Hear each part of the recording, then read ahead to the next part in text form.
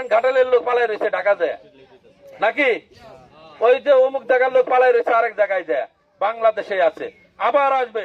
আপনাদের কাছে আমি অনুরোধ করব, আর যদি এই বাংলাদেশকে আপনারা ওই স্বৈরাচারের দূষরদের দেখতে না চান, তাহলে ওই সন্ত্রাসী, ওই চাঁদাবাজ, ওই দুর্নীতিগ্রস্ত, ওই হত্যাকারীদেরকে আপনারা কোনোদিন প্রশ্রয় দিবেন না।